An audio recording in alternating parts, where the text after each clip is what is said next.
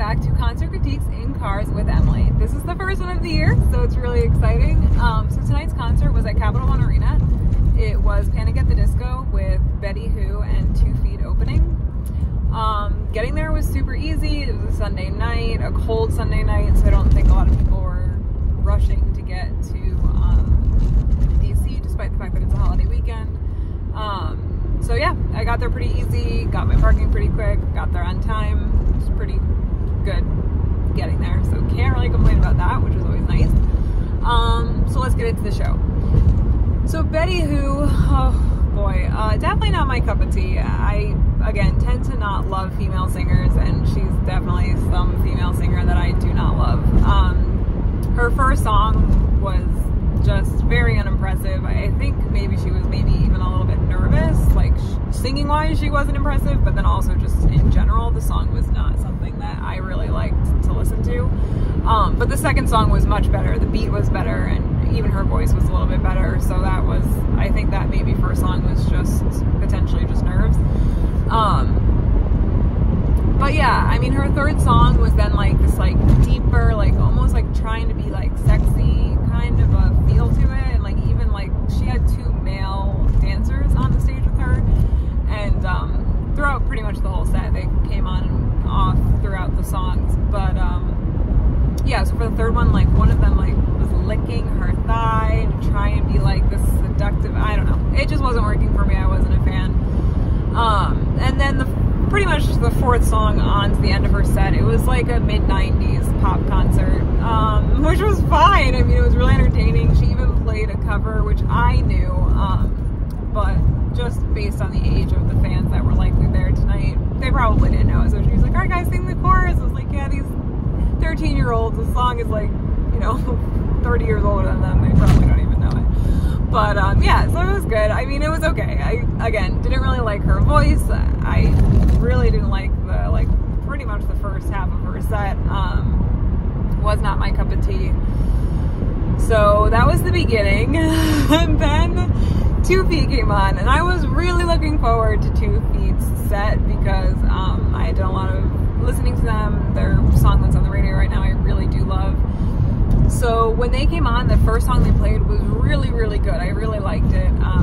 Definitely fit with that Feel Like I'm Drowning, or Drowning, whatever the title of the song is, feel. So I really liked that. I was like, alright, like this is what the set's gonna be like.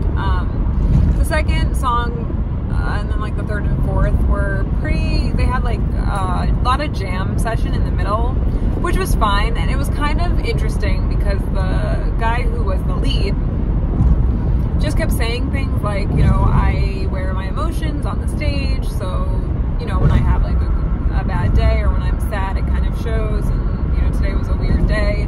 So it was kind of interesting. I wonder if the set would have been different, if there were any song changes based on what had happened. And he didn't really say much more, but kind of throughout every song he would give you like a little bit more detail about why he didn't feel like he was doing a good job. And he said, like, you guys definitely made me feel better so far. And then right before the last like 2 songs, he kind of said that he was talking to his dad today, and I guess his grandmother is not feeling too well and she's not doing so great. So I think that's why he was upset. But it was just really interesting. I mean, he still came out, he played, and again, like a lot of that jam band, he played the guitar while the guy on the stage with him was playing all the electronic stuff. So it was just kind of interesting how he played. And again, I would love to have seen maybe on a better day when he didn't get the phone call from his dad. It would have definitely been interesting, and I think it did definitely make the mood of the set down a little bit, which again is something to really like think about, is you know, just things that are going on in these artists, people's lives can definitely affect how they play. This is not the first concert I've had this happen at. So yeah, it was just super interesting. And of course, when he played the last song, which was his biggest hit, I really loved that song, and I thought he did a really nice job, and definitely whatever funk he was in, he seemed to come out of it for that song. At one point he like knelt on the ground and then went from kneeling position to just like laying on his back playing the guitar. So it was really good. And beginning of the set, I really liked the first song. And then there was one song in the middle that was really different from anything else he was playing. Like definitely not like a jam session type of song. So that was definitely interesting. And then of course the song that I really liked was awesome. So that was really great. Then, oh boy, Panic. I honestly don't even know where to begin, and I'm definitely probably going to forget some things, but I will try to remember everything. So, first of all, as they were setting up, they had a countdown clock, which I think is pretty sweet. Pretty much know when the concert's going to start, so there's no question. No, you can pee, you can get your beer, whatever. You don't have to worry about it, so I like that.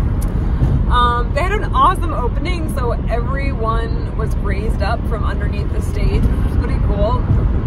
And I think it was awesome because they had 3 strings, and then 3 horns, and then the drummer. So I liked that they actually had strings and it wasn't just kind of manufactured and just played over things. So that was pretty sweet. It was really interesting. And they would all go on and off stage depending on the song. So that was a really cool touch, and I really like that they had those people involved. First song they opened with was a newer song that I had heard when I was listening to their newest album on YouTube. And let me tell you,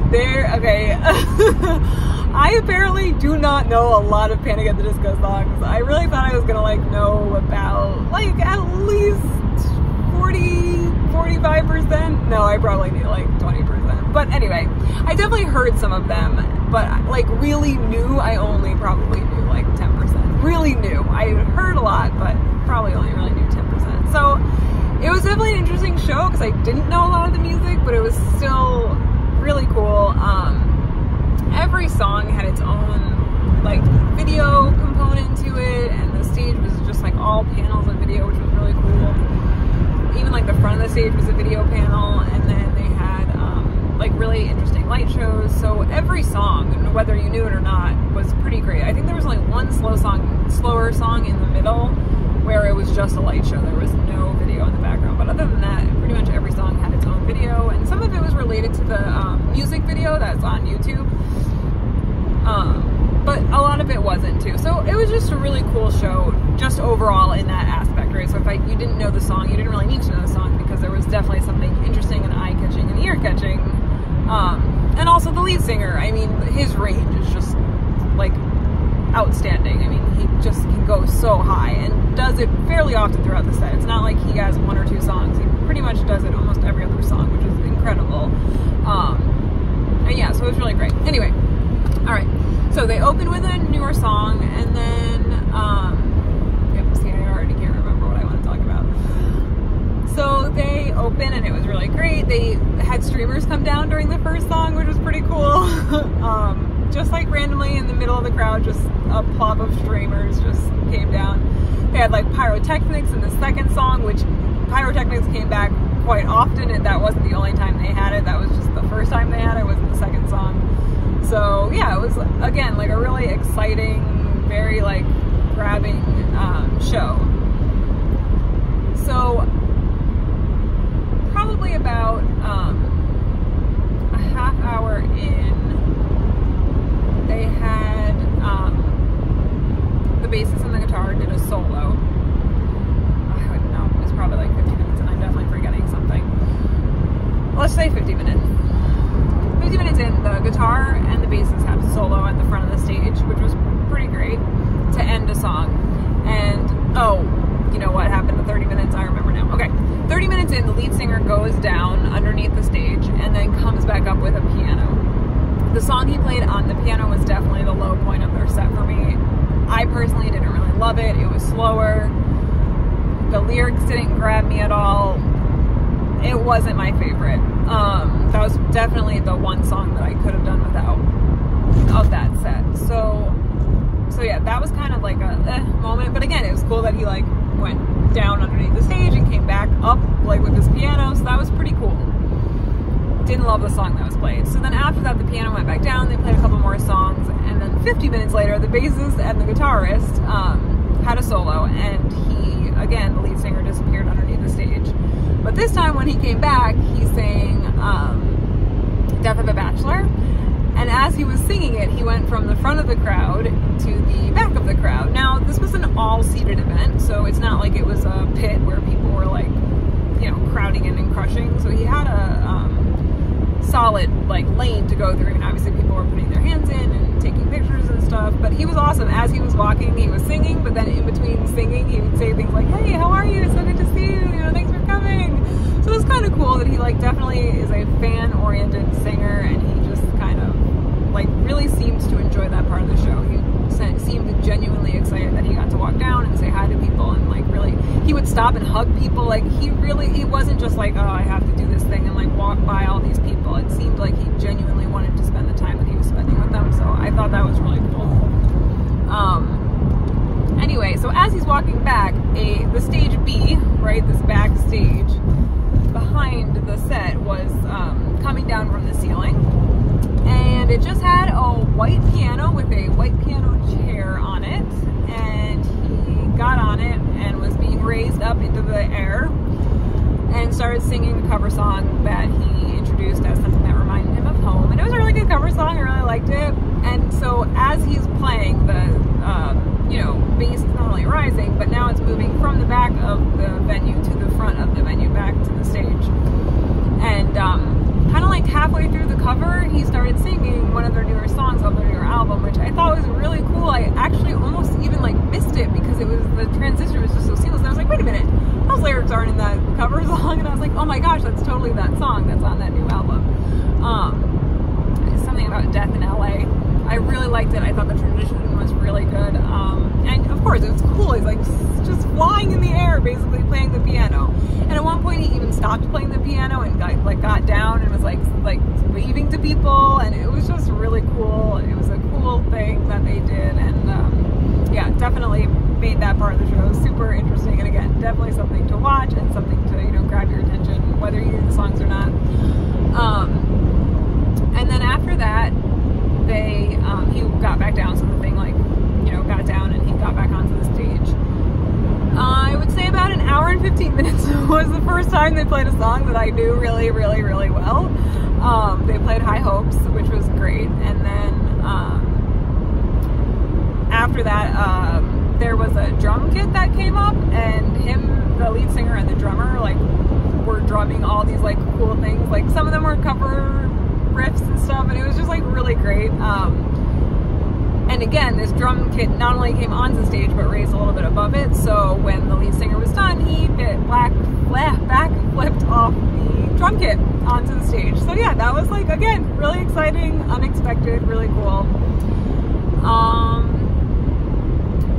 They started playing more stuff that I recognized for sure. Again, some of the songs I really had never heard before, but all of them were super interesting. At one point, they made the stage look like the sky, all the video was clouds, and then the stage floor was like covered in like this foggy, cloudy substance. So, I mean, they did a really great job. It was really impressive, just the show itself.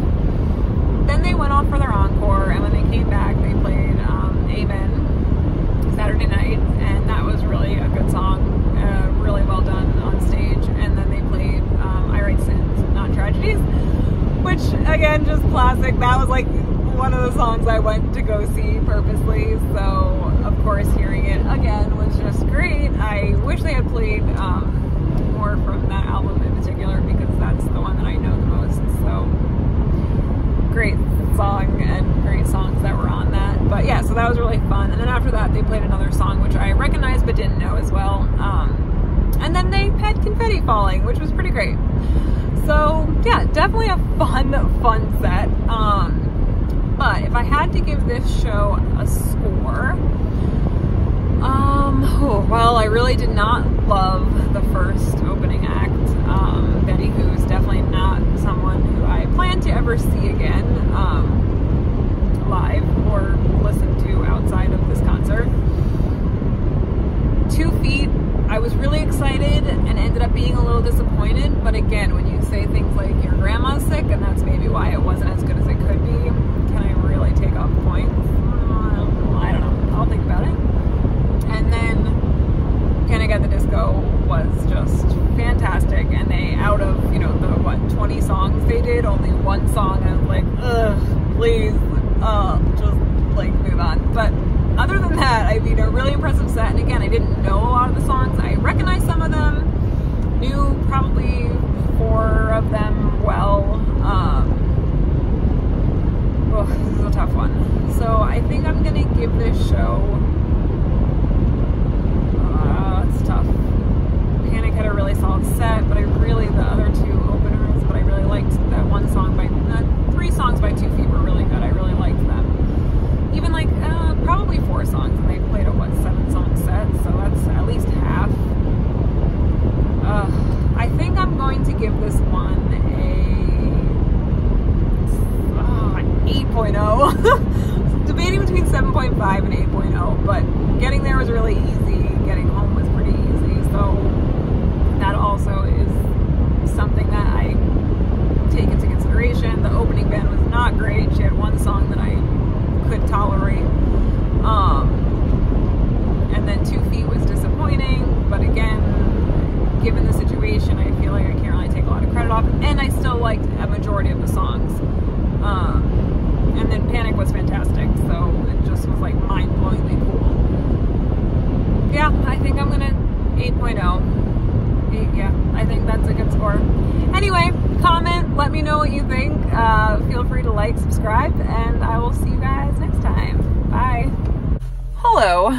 So last night, after I was thinking about what I had remembered to mention, I realized I really did forget 2 pretty key parts of the show that really, one part in particular really blew me away. And the other part was just so fantastic and excellent. Anyway, so I am back just to add these 2 little notes. So at one point in the Panic set, actually, let me go back before that. So when I first got there, every seat had a, like paper heart cut out, and it said, you know, please hold up with your, in front of your flashlight on your phone during a specific song. So when that song came on, it was really, really cool. The whole crowd had, different colors. So there was a purple section, a blue section, a green section, a yellow section, an orange section, a red section. And it was supposed to be the pride flag, and it was awesome, and the stage was pretty clearly set up to, you know, show that, and just the fact that the crowd, like, had participated and had all these really great and wonderful flashlights with these hearts, and it made the flashlight look like the color of the paper. So I thought that was really, really cool. I really liked that. And again, I didn't know that song, but it definitely made that song really special, and really, that was the one that kind of blew my mind. It was really great, and I really, really liked that addition. And then the other thing that was pretty great was they played Bohemian Rhapsody cover, like, so well. It was really good. Yeah, that's, like, I can imagine is a hard song to, like, duplicate because it's so iconic, but they did a really nice job with it. I really enjoyed that part of the set. Yeah, so anyway, those are the things I forgot. I still am going to keep my 8.0 though, because even though those things were really great, it didn't really change anything else for me about the show. But yeah, so again, comment, like, subscribe, and let me know what you think. Bye.